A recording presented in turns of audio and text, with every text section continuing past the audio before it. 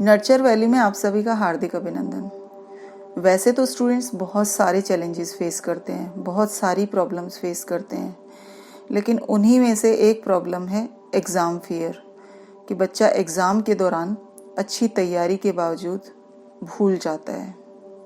अगर आप भी जानना चाहते हैं कि ऐसा क्या होता है कि बच्चा एग्ज़ाम के दौरान भूल जाता है, तो मेरे साथ इस वीडियो में अंत तक बने रहिएगा। अगर आपने मेरा चैनल सब्सक्राइब नहीं किया है तो कर लीजिए, ताकि मेरी वीडियोस आपके पास समय से पहुंच सकें और आप उनका फ़ायदा उठा सकें। एग्ज़ाम फियर बहुत बड़ा चैलेंज हो गया है बच्चों के लिए।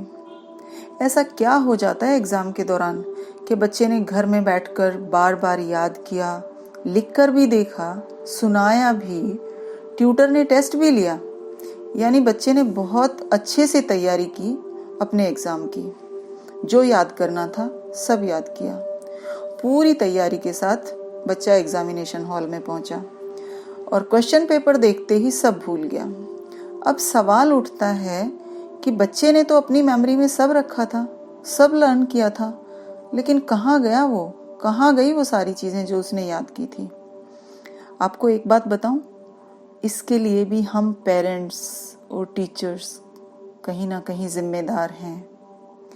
आप कहेंगे ऐसा कैसे?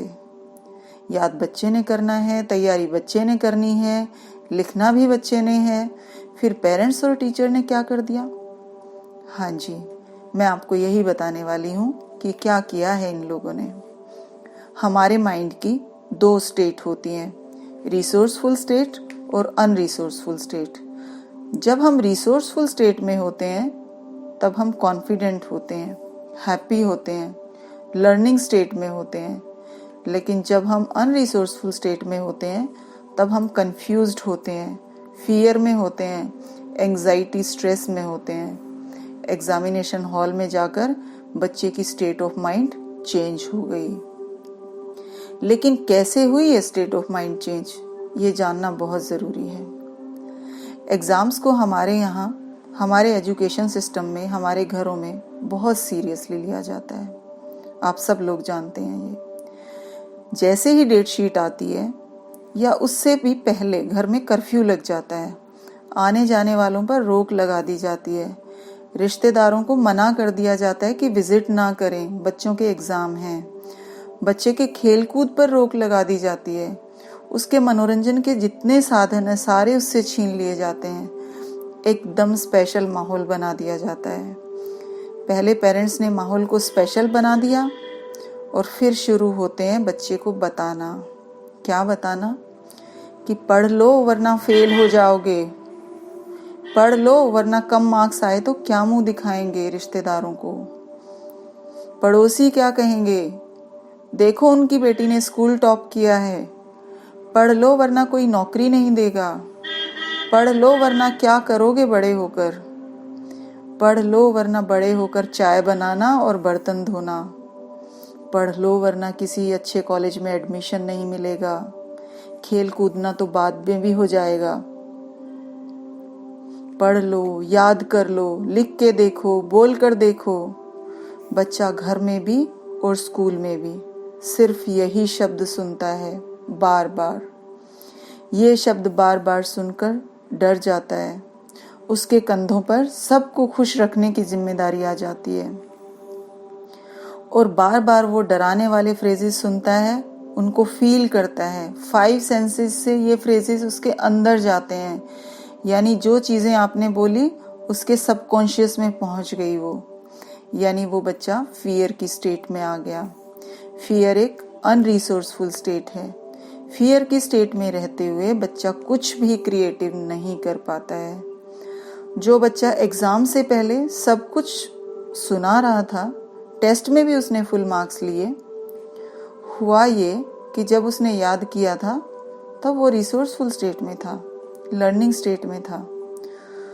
उसे जो याद था वो उसने सब लिखा, लेकिन जैसे ही एग्जामिनेशन हॉल में गया, क्वेश्चन पेपर उठाया और कोई सिलेबस के बाहर का क्वेश्चन आ गया तो बच्चा एकदम से फियर में आ गया, यानी लर्निंग स्टेट में नहीं रहा। क्यों आया फियर में? क्योंकि उसको सबको खुश करना है। एक सवाल नहीं हुआ तो कैसे करेगा वो सबको खुश, कैसे लाएगा इतने मार्क्स, कैसे करेगा पेरेंट्स को खुश, कैसे लेगा अच्छे कॉलेज में एडमिशन। कहीं उसे बर्तन तो नहीं मांजने पड़ेंगे, कहीं उसको चाय तो नहीं बनानी पड़ेगी। यही सब बातें उसके माइंड में घूमती हैं। फियर में आकर जो आता था वो सब भूल गया। बच्चा याद करने की कोशिश करता है कि कुछ लिखूं, कुछ तो याद आए, लेकिन कुछ याद नहीं आता और ज़्यादा एंग्जाइटी में आ जाता है। यानी जब बच्चा घर के नॉर्मल माहौल में लर्निंग स्टेट में था तो उसे सब याद था। यानी जिस लॉकर में उसने सामान रखा वो अभी तो बंद है, और जहां नहीं रखा वहां पर ढूंढ रहा है। जब वहां रखा ही नहीं तो मिलेगा कहां से। यानी जब याद किया था तब बच्चा रिसोर्सफुल स्टेट में था। अब फियर में आकर स्टेट ऑफ माइंड चेंज हो गई, यानी अनरिसोर्सफुल स्टेट में आ गया। अब आप ही बताइए, जो चीज जहां पे रखी ही नहीं है वहां पे मिलेगी कैसे। अब आप समझ गए होंगे कि क्यों भूल जाते हैं बच्चे अच्छी तैयारी के बावजूद एग्जाम में। ये कोई जरा सी देर का प्रोसेस नहीं है। ये हम धीरे धीरे अपने शब्दों के जरिए उस तक पहुंचाते हैं। उसकी स्टेट को हम धीरे धीरे चेंज कर देते हैं। तो बच्चों को दोष ना दें, उनके प्रति अपने व्यवहार को बदलें। बच्चे को भूल कर भी वो शब्द ना कहें जिससे डर की भावना उसमें घर करे, अन्यथा चाह कर भी बच्चा कुछ नहीं कर पाएगा। आशा है आपको मेरी वीडियो पसंद आई होगी। अगर आपने चैनल सब्सक्राइब नहीं किया है तो कर लीजिए। लाइक व शेयर करना ना भूलें। Thank you. God bless you.